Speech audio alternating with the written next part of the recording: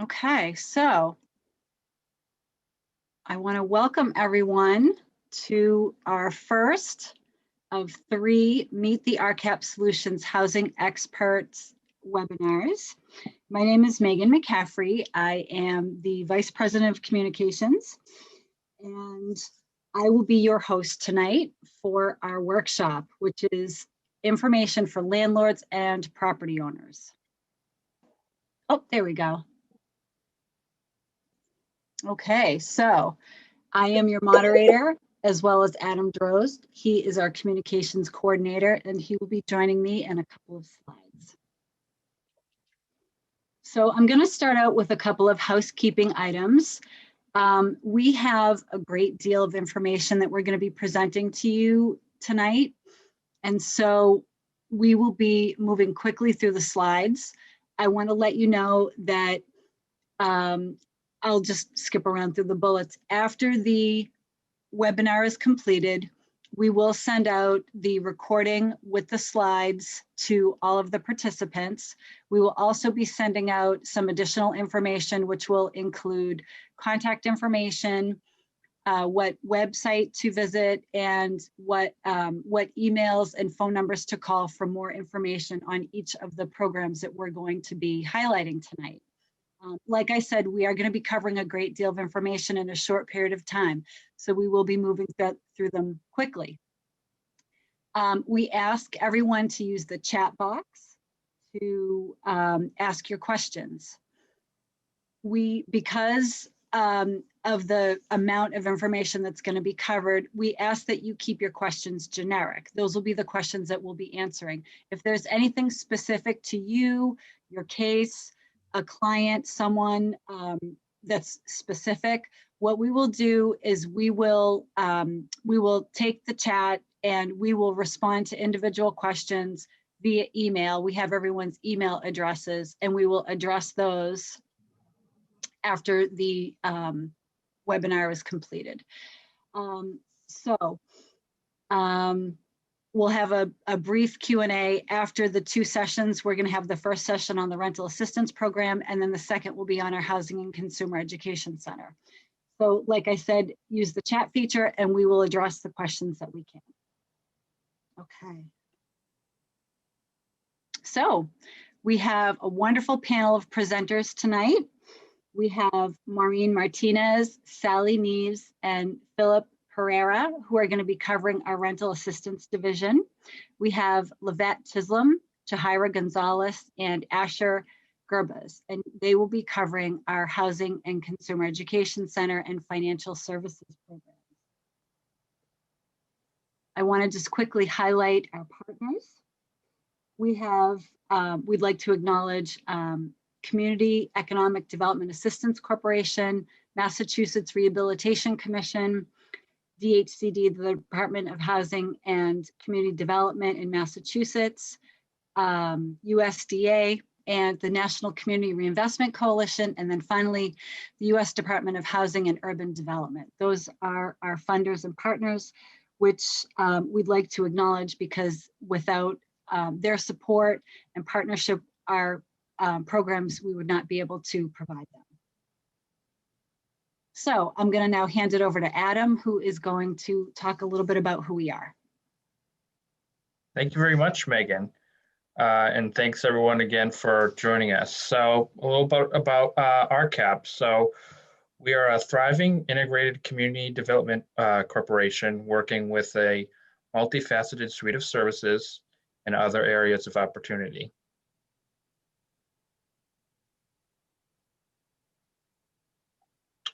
Our mission statement is to foster personal and public self-reliance and to improve the quality of life for individuals, families, and the communities in which they live.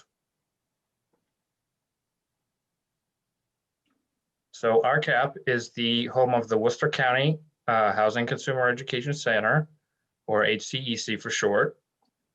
We serve tenants, landlords, homeowners, and home buyers, and we consider ourselves to be a one-stop shop for all housing information, supportive programs, and referrals.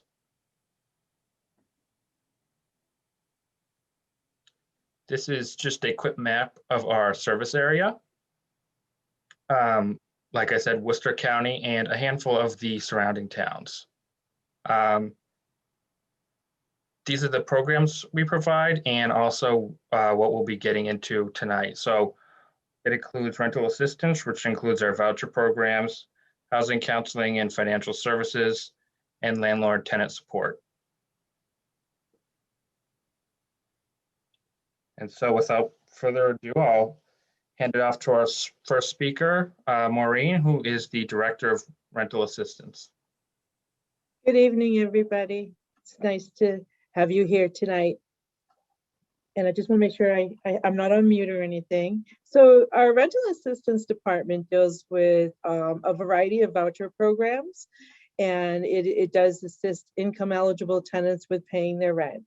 These programs are subsidies that are directly paid to the owners, and the tenant does have to meet an income eligibility, and the unit must pass the housing inspection program. However, there are different levels of inspections for each of the different kinds of vouchers, and we can cover inspections a little bit later. We have HCVP vouchers that are housing choice vouchers. We have mass rental vouchers.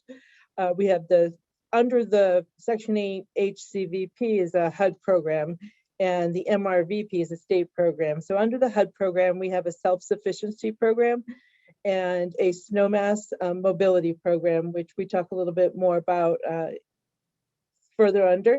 They are programs that are offered only to the HCVP holders. We also support veterans and have supportive housing through VASH. They pull their names, and it's a closed referral. So the veterans are working directly with the Veterans Association and different veterans organizations. We also offer a project-based rental assistance where the assistance is tied to the unit. We work with a lot of developers, and in order for them to get some of their financing, they work with the Department of Housing and Community Development, and we get about 4 or 8 or 12 of the units, and that brings a lot of help to the communities so that people can afford to live in different communities. And then we have a rental assistance program called the Mod Rehab.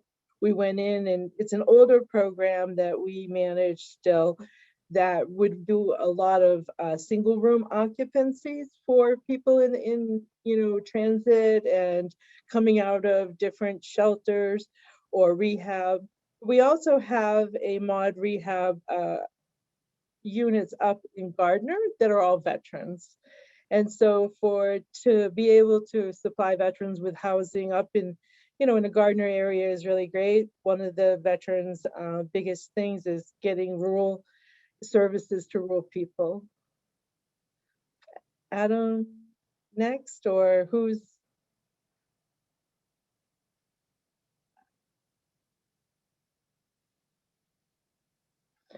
This way, what the Housing Choice Voucher Program does is it allows for clients to have affordable housing choices for low-income households, elderly, disabled, working families, where we would pay a portion of their rent into a privately owned housing so that they can live within the community where they're comfortable, safe, and where they get the resources that are needed for them, and they have more options of mobility, so they're not clustered in low-income areas.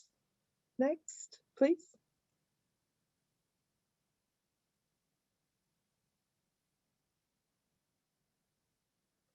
How it works. This is really important to a lot of landlords because the way we work, the eligible households are issued a voucher.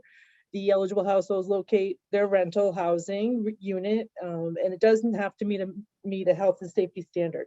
The rent is also must be rent reasonable for the area and consistent with other units, either that the owner owns or that is in a 3-mile radius. Oh, no, go back. In a 3-mile radius of the unit they're trying to occupy. And this subsidy will be paid directly to the landlord. It's called an assistance payment, and it's an assistance payment contract that they sign. So the HAP contract, the assistance housing payment contract, is between the landlord and RCAP Solutions. we will pay a portion of rent as long as the landlord is providing certain services. The household pays the difference. The RCAP and the household, through the voucher, have an agreement to comply by our regulations and pay their portion of the rent. Where it really gets tricky and where we find that a lot of landlords get confused is where the lease is concerned. The landlord and the tenant are the leaseholders. We are not privy legally to the lease, and we cannot enforce a lease. We can work with owners and tenants in compliance with lease situations, but if they're paying their rent, it is really difficult for us, to do anything or get involved. And we really shouldn't, because we're not privy to lease items. We're not privy to the lease. We can hold them accountable for not paying their rent. That is a part of their voucher program. So in saying that, I believe that it's really important that landlords understand to screen as they would normally screen all their tenants, and to make, the only exception I would really give to a household is that this voucher can be counted part as income, because it is paying a portion of their rent. So if they don't meet an income threshold, then I think that, you should be able to know that they have this voucher, and if their income goes down, that our subsidy is going to go up. But as far as, credit checks or deposits, it's a business, and we're not privy to helping anybody with that, because we don't have any legal standing. And so that's just something that we really try to keep clear. Next, please. So the participation is easy. It's you have market units, and you just market them as being voucher friendly. So except Section 8 is usually what you will see in a standard ad. Market your units with RCAP Solutions. You can list it online at the HCVP Families RCAP's GoSection8.com. And that's where we do send a lot of our residents, and even people who don't have vouchers, who are just looking for units.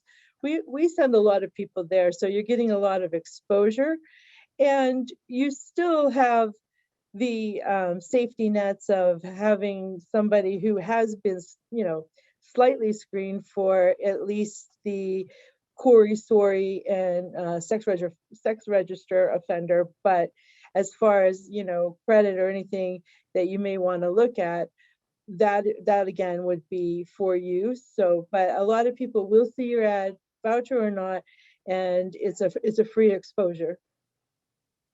Next, please. If a housing choice voucher program recipient requests to rent your property, conduct your usual screening, don't screen them any differently, complete request for tenancy approval, which is an RFTA. This is a form that will be provided to you by the tenant, which has been given to them at a briefing. It does show that they have a voucher, and it will also give us information on how many bedrooms, what the heat is, who's paying what, where it's located, when it's available for inspection. And this way we can prepare to know if this client will be able to afford the unit with the utilities and the costs of the rent, being that if we're moving somebody in, we don't want the combination of the two to go over 40%. It can't go over 40% of their income. And then once you sign a lease and the house is inspected and it passes, we would issue a housing assistance payment contract. And once that's returned, we would release payments. Payments can come direct deposit on the first of the month every month. Next, please. So there's a lot of benefits, especially in this reliable world today with COVID and all the layoffs and changes in people. The payments are timely, they're dependable, they're direct deposit. You don't have to worry about weather or mail. You do receive regular inspections. If you're a high-standing landlord, you may get them every 2 years, but we do them every year, and we look for tenant-caused damage. We look for, all the safety hazards of smoke detectors and carbon monoxide detectors. But we also look for tripping hazards, and we are going to talk a little bit more about inspections. You can request reasonable accommodations for rent increases. So if you rent with somebody and it's within our payment standards tend to go a little bit up every year, not too much, but if it's within the payment standard, yes, you can. And even if it's over, you can ask for a reasonable rent, and it does have to meet the standards of the area that the unit is located still, so it has to be rent reasonable. But it's an opportunity to help a low-income, elderly, disabled, or veteran households that families and children providing affordable housing.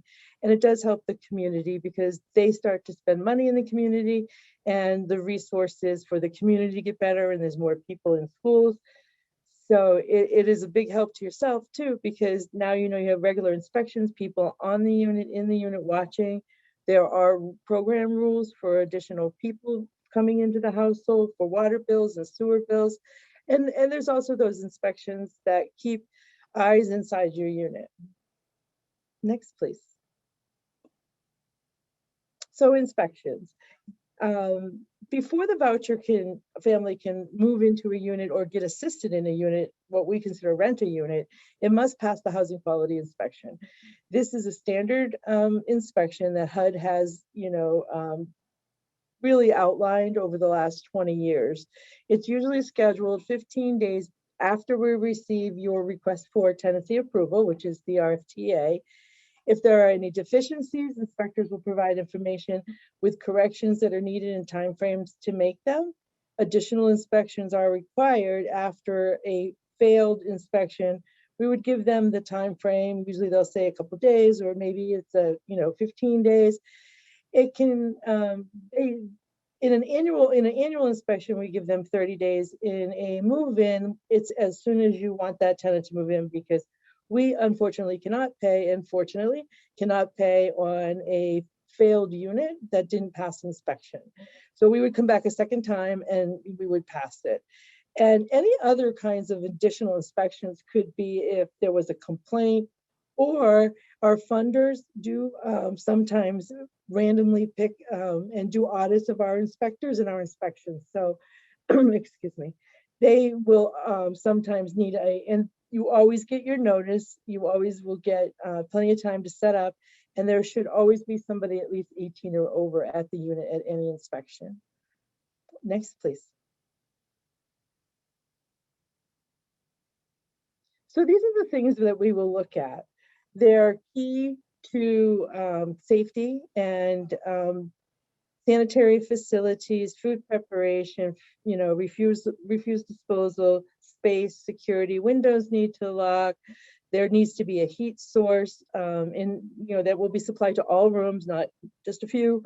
Water supply. We look at lead-based paint for children under the age of 6. Egress, access. We look at the neighborhood, sanitary conditions of the building, the roof. They do go in the basement. They will look for all smoke detectors and carbon monoxide detectors by state law. And they'll, a room needs at least 1 overhead light and 2 plugs, or 1 plug and an overhead light. 2 plugs or 1 plug and an overhead light. So the rooms, you can't just say, okay, there's 4 walls, that's a bedroom. It has to have a window, it has to have egress, it has to have proper light. They do consider proper light natural light. And so they're really looking to make sure that they're not trying to overcrowd an apartment where it's not. They will look at the spatial size of it. So they're not trying to use a bedroom that's really legally not a bedroom to fit more people in there. And sometimes landlords might try to get off with an extra bedroom that for the payments that really isn't a bedroom. So we really do keep a close eye on that. Next. So the tenants have responsibilities. They do need to keep the unit in safe and sanitary condition, and that is why we do inspections. If we go in and we see that there's fruit flies and evidence of non-trash removal, maybe hoarding, a lot of fire hazards, egress issues, we will hold them responsible in the same 30-day time frame. We've had to have people move dressers from in front of windows on the 3rd floor. We've had to, talk to them about getting services for house cleaning for disabled tenants, and sometimes we're working with the community in that. And if there are any damages, broken windows, that, you know, holes in the walls that they've made, they do need to be fixed by the landlord if the tenant can't afford it or the landlord wants to do it their way, and then back billed to the landlord, I mean to the tenant, and then we will work, we'll document the file and make sure that, or, you know, through the security deposit, but again, we're not privy to the lease, so, but we do keep the documentation in the file. And sometimes that can impact, if they continue to do it, the responsibilities of their voucher. And they have to cooperate with us. They have to allow the inspections. We do give them plenty of notice. The landlord responsibilities are to ensure the unit's ready for inspections, take a walk through, make sure there's no leaks in the bathrooms, the toilets, you know, the sinks, the windows locked if they're on the first floor, second floor, that the screens are in the windows, there's no broken glass, utilities are on and able to be checked. We will look for a stove, make sure all the 4 burners work. And we'll also take a look at tripping hazards and the hallways. Is there proper egress? Is there, you know, proper smoke detectors and carbon monoxide detectors? You maintain the unit in compliance. If there's issues, you know, we will reach out to you and just assure us and send verification that the issues are being attended to, and accomplish your repairs promptly. We do offer some extensions on seasonal things. We understand you can't get on a roof in the middle of January. So we are very, very understanding of living in New England and the forces of nature. So we do like to work with people, but we owe the tenant and yourself the responsibility of keeping safe and sanitary conditions in the unit. Next, please.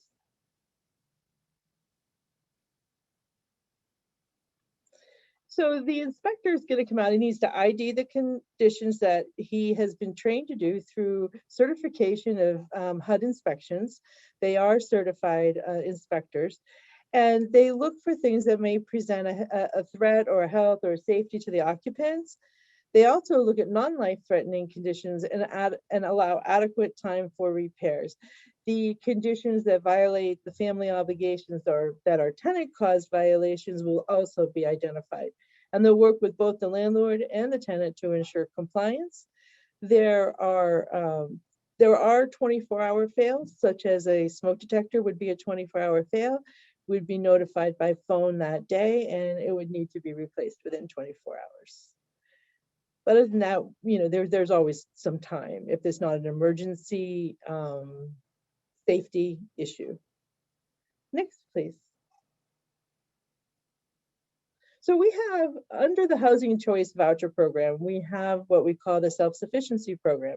And this is a program that helps encourage economic development in the communities through the local strategies of voucher families to obtain employment and lead to economic independence. And those words are there, and I try not to read them, but they're very important because this is a program that helps guide people through and over economic difficulties, through barriers, and helps them also save money. It's a match program, and they become more independent, self-confident as they are building up a savings account and moving up in their career.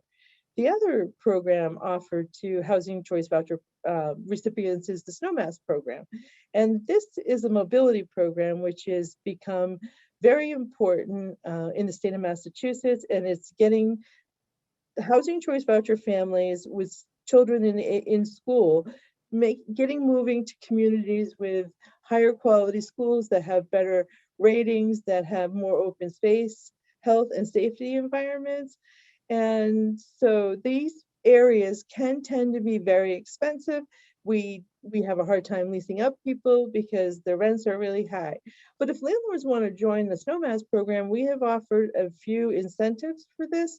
There is case management for the clients to help them overcome any barriers and stay in place, which is something that the Housing Choice Voucher Program is not. It's not a case management type program. So these are extra services for the clients to make sure that they're on time for their rent and they have some extra funding they can get. And we also offer 2 stipends, a $500 stipend if you lease somebody up, and then another $500 if they sign a second lease. And they get the case management for 3 years.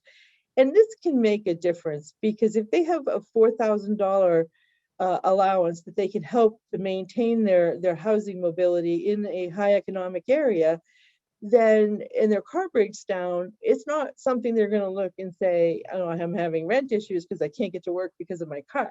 They're going to have support and case management, and this is something to help them stay in these, you know, high economic areas.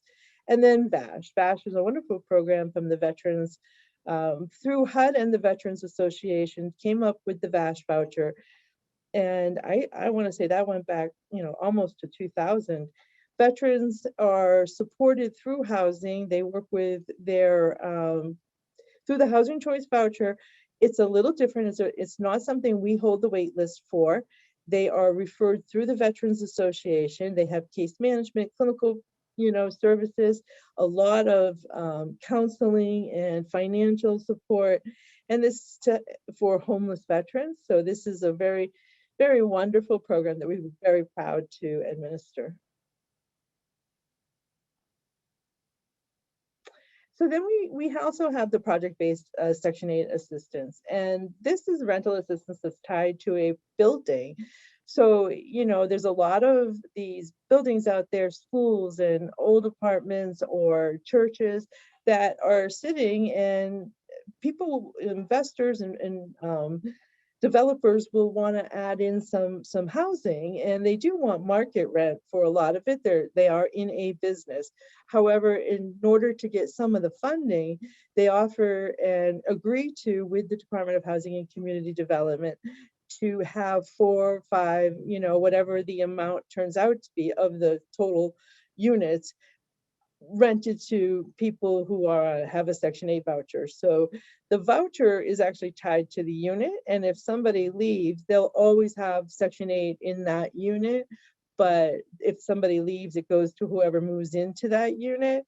And this way they get tax credits through doing this, and it helps them afford the development side, and it helps funding for showing that they can rent units and keep it occupied. So again, it's the difference. The biggest difference is that the developer, you know, or the project or the company, the management company, has the unit and the assistance tied to the unit, where in our HCV program, it is all about going out into the community and finding a private landlord or, you know, management company. Then you have the Mod Rehab, which was an older program funded to help, again, rehab a lot of units or apartments, and they did target a lot of single room occupancy, where, you know, there's one person, it's just a, you know, they get a room and some common areas, but they do target a lot of populations that are either coming out of jail or rehab or veterans, and it gives them a safe, sanitary place to pull their lives together, and it's a real important program. And the Massachusetts Rental Voucher Program has been around for a really long time. However, it almost ran out. And so then the governors through Massachusetts through the years realized that the homeless population was getting large. And so they had moved people into hotels, and they said, no, let's start funding this program again. It's mirrored off of the HCV, Housing Choice Voucher Program. But it's only for the state of Massachusetts. They can live anywhere in the state of Massachusetts. However, the Housing Choice Voucher Program, they can go anywhere in the United States. So this is a state-funded program, so there's not quite as much funding, and so they can pay up to 40% of their income, but there's less inspections, so you only have to get an occupancy permit or a fitness permit certification when they move in, and at every turnover when somebody would leave. And so they're not in there every year, and this is how they save a little bit of money from the regular program. I'm gonna take a quick drink of water here. Sorry. Okay, next, please. I did that very quick, and I'm very sorry. I just want to get through the general things, but I'm willing to take a few questions and answers before the next section. We do have a few. The first one is, after a year, does the landlord have to sign the lease again, or is it renewed automatically? Well, the lease would go to month after the first year, and they do not have to sign a new lease after the first year with the tenant. If the tenant and the landlord agree not to have a new lease, it would be considered month to month. Okay. Is there a list of reasonable rental amounts by city and town? Well, what we have is a payment standard, so that's what HUD says is reasonable. But if you go on to gosection8.com and put in addresses, put in your address of your unit or anything to that, you can look and see what the area is getting. And if there are green boxes, they're pretty good, and if they're red boxes, it's probably too high. But it will give you an idea what other landlords are charging. But that's what we use. We use a tool, and it is, an average of different. We look at all. We have to have at least three in the area, in the 3 mile area, that are equal to the same rent, or higher, in order to declare that it is rent reasonable. We have a question about contacting us, which we'll get to at the end with the contact information. We'll also send that out afterwards. We have a question, what happens if the landlord is selling their property? Does the family lose their Section 8? Good question, really good question. The first thing to do when you know you're going to sell your property is contact the housing authority, contact RCAP Solutions immediately. This is something that we fight with every day, because what happens is we're sending you money and checks, and if you all of a sudden sell the building and we don't know it, then you're going to get a check that should have gone to another person, and then there's who's changing what. But it's also a process. We do need to collect the new landlord's information. We just need proof of ownership, W-9, and we need some forms signed for direct deposit and canceled checks. And so we have to make sure that everything is legal and ready to go before we make a payment. So I know that when you're selling a house, you really, when it's on the market, it's different than when you actually have a buyer and you're closing. But at that point, you really need to inform them at some point and us at some point before the sale. Because if you're selling October 1st, that's your closing date, and you get a check in April 1st direct deposit because we didn't know. But if you knew that, around our, March, the middle of March or something, that this was really going to close, then, we could hold that payment so that we would know where that payment needs to go. Great. And then we have a question about applying for emergency funds due to COVID. That's actually coming up. Just got one more. Is there a portal from RCAP where landlords can look at payments, amounts, dates, transactions, and updates? No, we do not have that. I do believe that we are working on getting you at least the statements. We can email our statements. However, we are not set up with a portal for you to review your housing assistance payments or contracts or tenants. Okay. And we have one more, then I'll move to the next one. We'll have another chance for Q&A after the next section.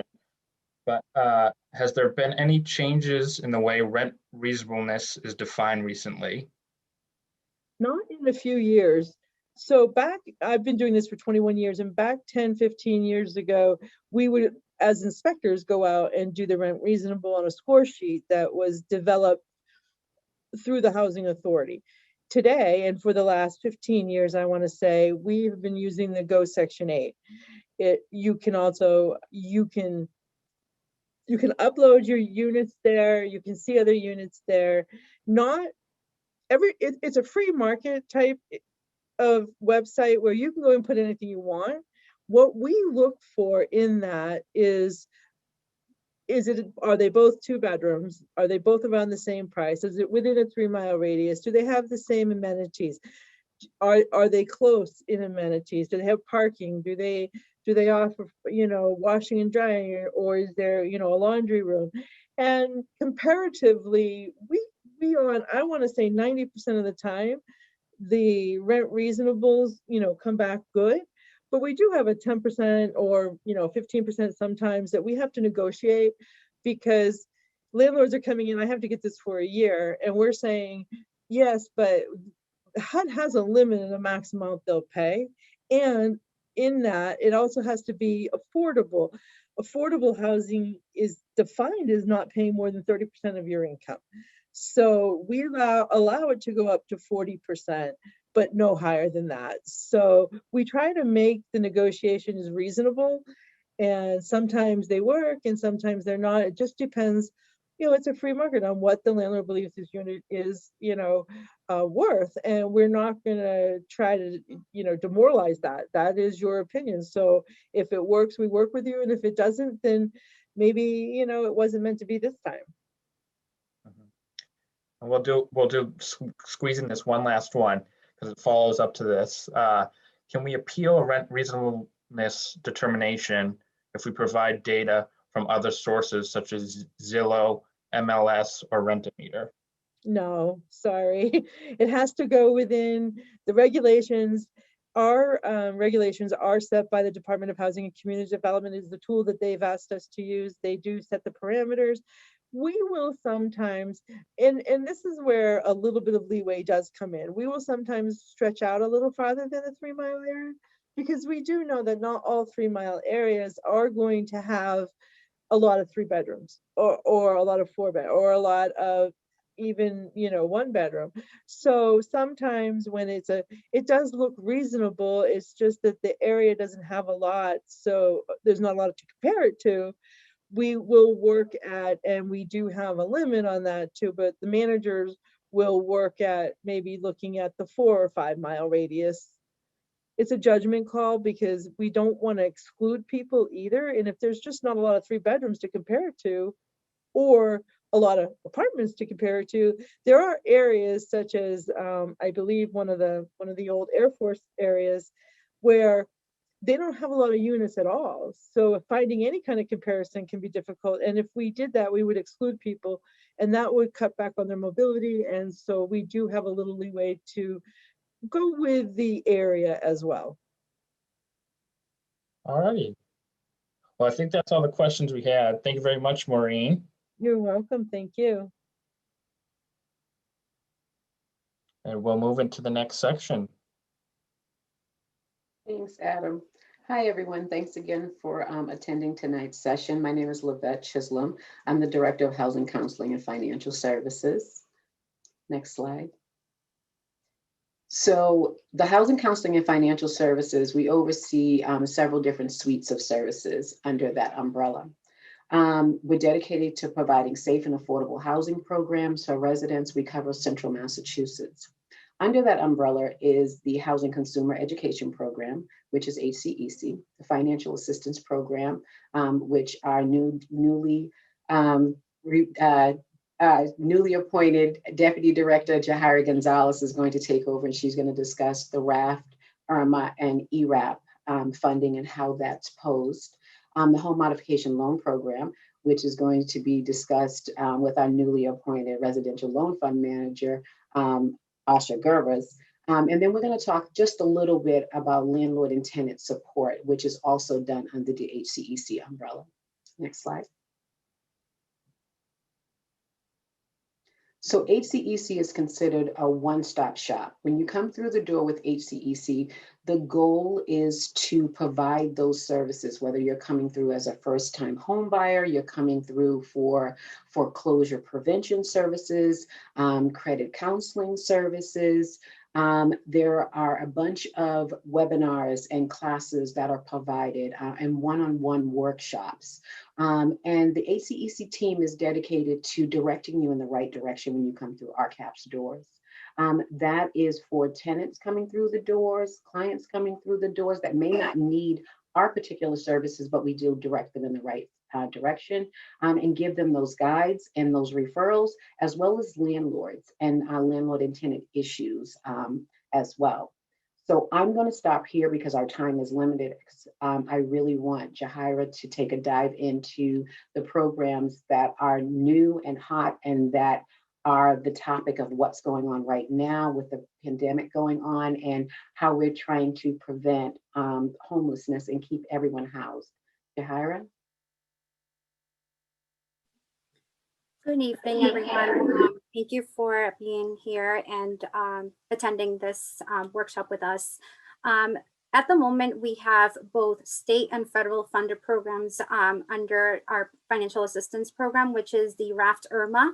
And now newly, we just launched this program about a week and a half ago, and it's ERAP, which is a federal state program. The RAFT program right now helps families who are going through a housing crisis due to COVID and other areas as well. We help with first loss and security, utility arrears. This is brand new to us as well. It just started this week. And we do offer short help with rental stipends. And I'll go into more depth of how that will entail with clients. We are helping as well with mortgage arrears to those homeowners who are also going through, I guess, in need due to the pandemic. Next slide. So who is eligible for the RAFT or ERMA or ERAP program at the moment? Those individuals would be anyone who's experiencing a housing crisis at the moment. If someone is being evicted, it doesn't have to necessarily be through the courts. It could be a 14-day notice, a 30-day notice, or if they have a ledger that shows that they are in rent arrears due to the pandemic. If someone has a utility shut off, they could apply for the program. If someone is doubled up, and what we mean by that is that they are living in a household that they are not part of the rental contract. Someone who's in a vehicle, sleeping in a vehicle, or couch surfing. Candidates do need to be income medium of 80% or less in order to apply for the program. We have the applications available online. Both landlords and clients could apply separately for the program. Next slide.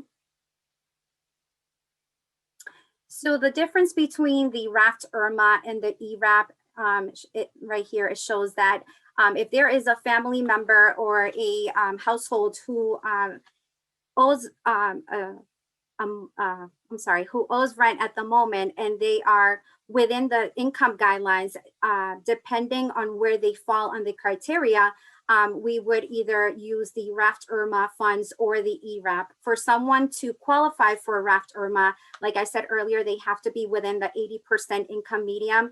And we would obviously double check on income to make sure that they qualify for the program. There is a cap when it comes to RAFT ERMA, and that is a $10,000 cap for a 12-month period. When it comes to ERAP, it's a little bit more lenient. There isn't per se a total cap of how much funds could be utilized as rental arrears, but it cannot be used before COVID had impacted us. So it cannot be utilized before March 13, 2020. And I want to go a little bit more into detail how this would benefit a homeowner who's actually that renter has not paid their rent on time. The program will allow the tenant to receive up to 12 months of rent arrears, no cap in funds. Let's say that the rent is $2,400 and that rent and that tenant has owed more than 10 months of rent arrears. We will pay more than obviously the $10,000 that RAFT would consider that tenant to be approved for. The only thing with ERAP is that it cannot exceed the 12 months due to the COVID pandemic. We would also offer with the ERAP 3 months of full stipends. And when I mean full rent, market rent, or whatever the rent has been with the landlord. But if there is money owed previous to the pandemic, with ERAP, we cannot cover those months, only up to, or after March 13, 2020. Next slide.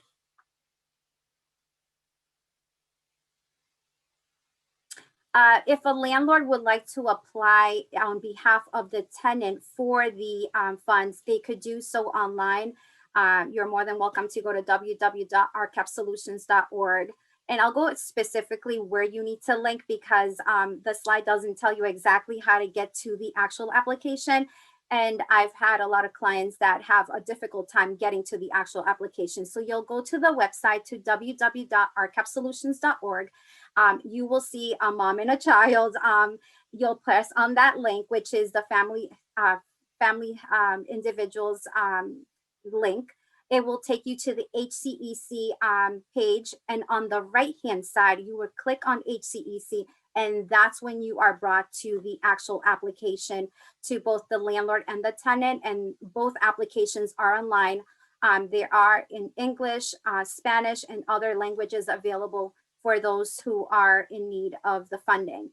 I do want to also let the landlord know that in order for the landlord to apply for the program on behalf of the tenant, there has to be a consent form signed by the tenant, giving permission to the landlord to apply for the program.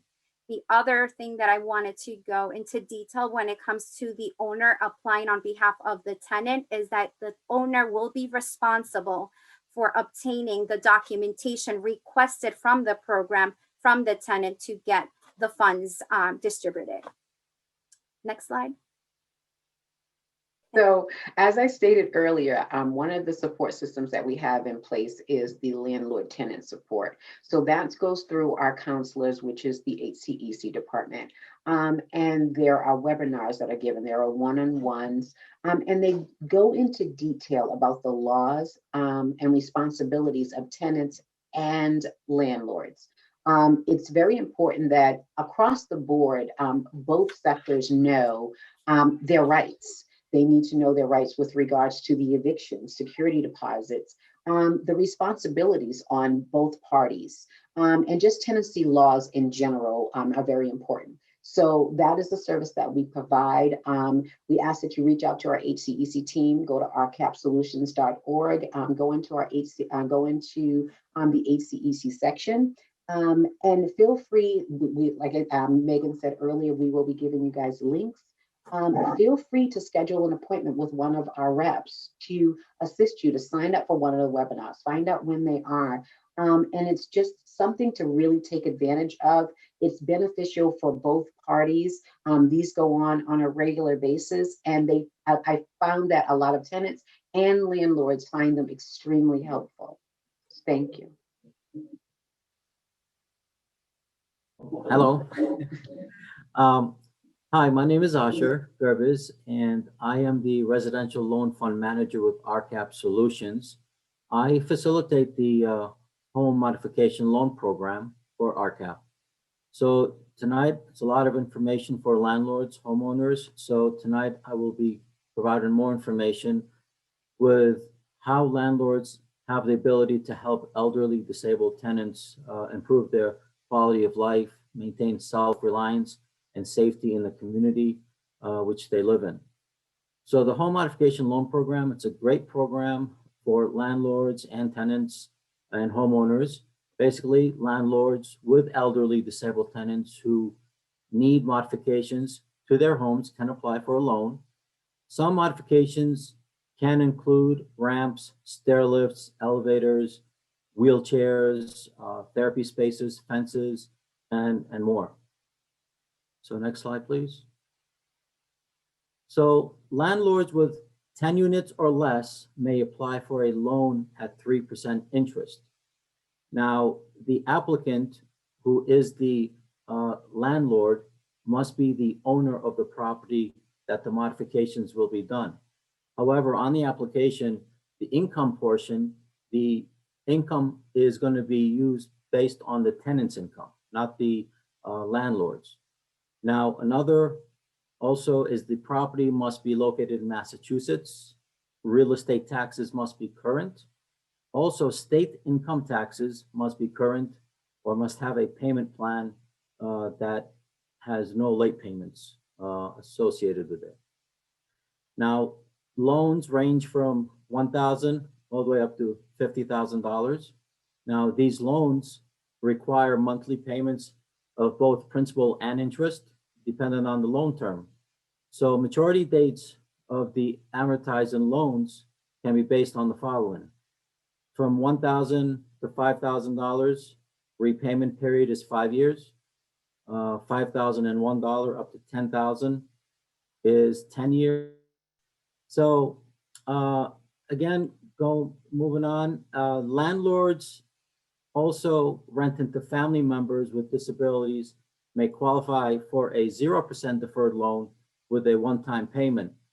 In this circumstance, also the landlord must be the property owner who is renting to the family family member.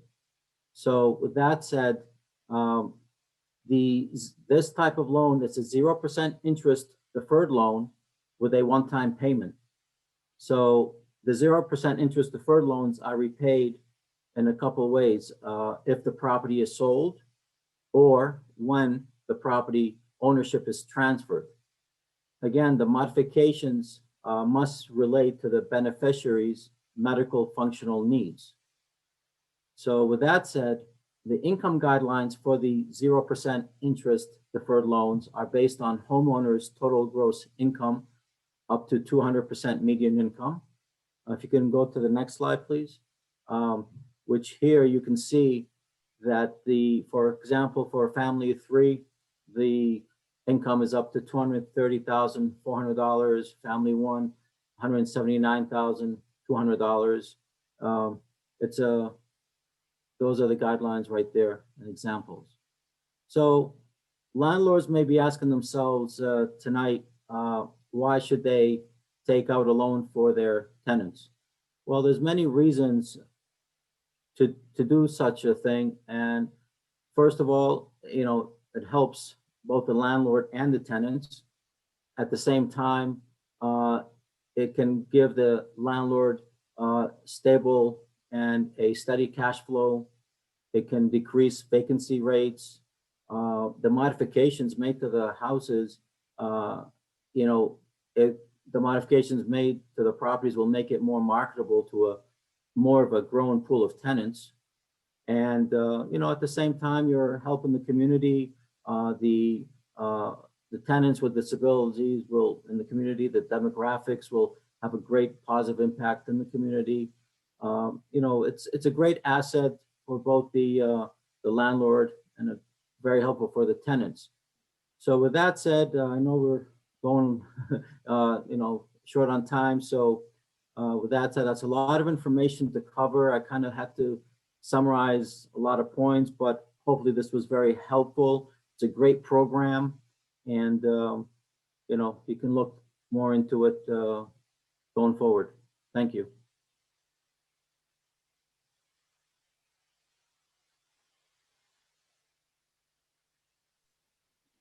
So this is our contact us page.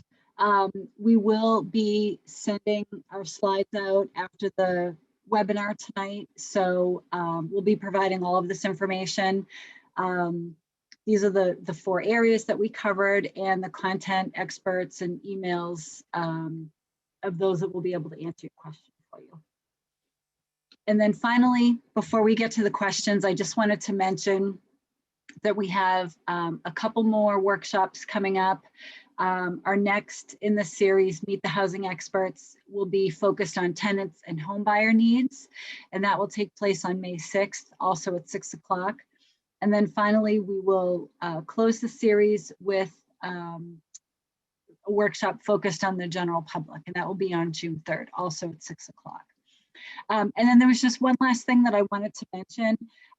We didn't cover private well programs. We do also have a private well program for property owners, which would also include landlords. And so the website for that is the www.rcapsolutions.org/private-wells. And there's a lot of resources on that page. It includes a link. It's a very short form to fill out a request to have your private well assessed. And then there's also workshops that take place from time to time. We'll probably have some coming up as we get into the warmer weather for well owners, for workshops about what you need to know as a homeowner with a private well on your property. So I just wanted to quickly touch upon that. And with that, I just want to quickly say thank you to everyone who participated tonight. I want to thank our panel of content experts. We have many, many years of experience at the variety of different housing arenas. So I just want to thank everyone for their wealth of information. And I hope that those of you that logged in tonight received the information that you were hoping for, and that you got something out of tonight's webinar. So at this point, I just will turn it over to Adam, who will take some questions from the group. Sure. So the first one was, how can we find AMI amounts? And this person found it, but for everyone else, I can answer a little bit. I think we have that information on our website that Jahar was talking about earlier. And we can also as well send that out after the fact. And so the next question is, can ERAP be layered with RAFT? At the moment, our funders don't want us to do that. So we encourage the clients to do apply and then let the experts decide which part of money we could actually help them with. And of course, we would do whatever benefits the household. So we are trying to pay out of the ERAP federal funds at the moment. Yeah, that's something that later on we could actually discuss with the landlord or the tenant directly. Can someone with Section 8 request ERAP to cover their portion of rental arrears? The answer to that is yes, they could, but that person has to be COVID impacted in order to receive funds from the ERAP funds.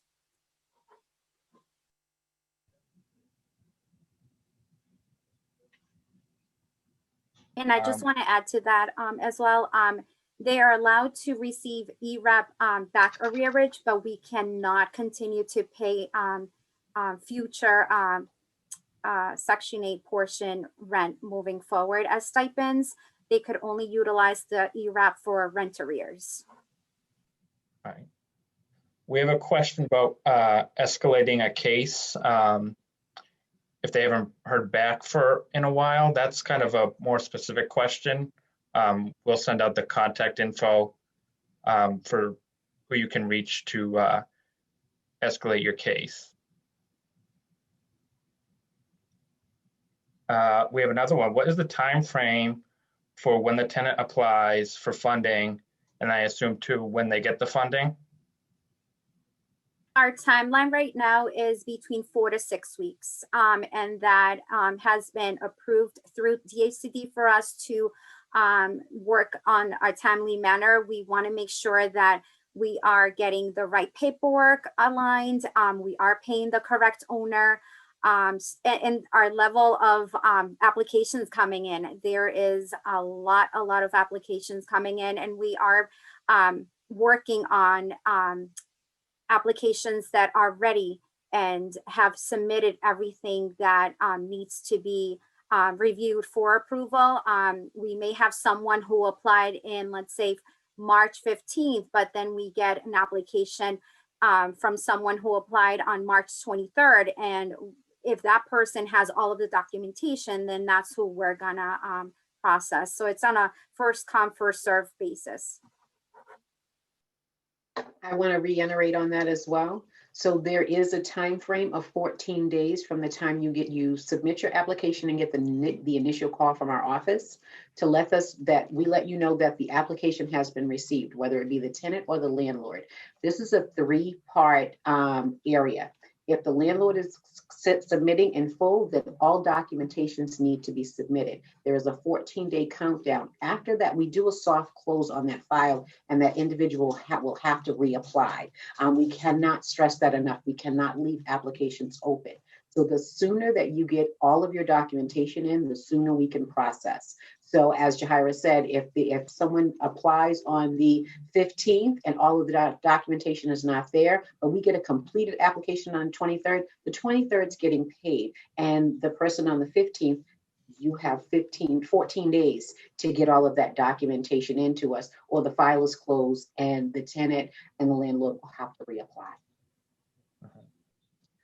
All right, we have 7 o'clock, but we have a few more, so we'll just do a couple real quick. And then like Megan said, we'll send some more follow-up information that should help any additional questions. So what about defaulted loans with USDA before COVID, when USDA is the landlord? USDA is the landlord.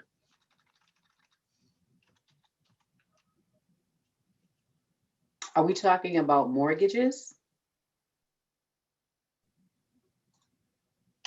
The person who asked that question could clarify the question.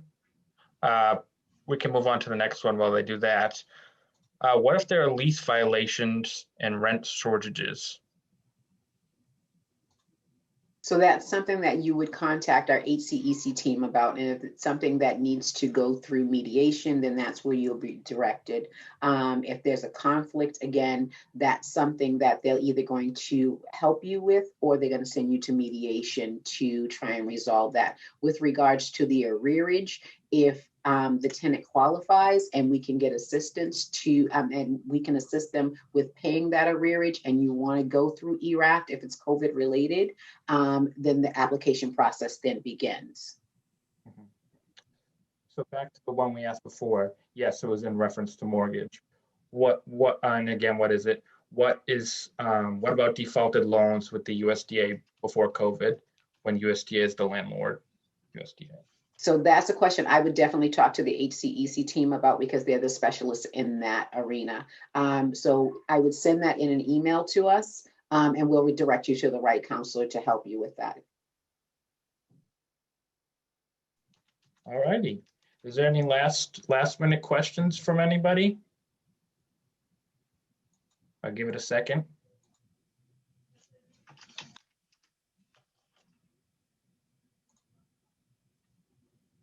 No, it looks like that was it. That's all the questions we had. Okay, well, I just want to say thank you again to everyone who participated. I think that it was a great event, and I hope everyone got the information they were looking for. And keep your eyes on your inbox. Tomorrow we'll be sending out some follow-up information for an opportunity to reach out to the various experts in the different fields. So again, thank you, and have a great night.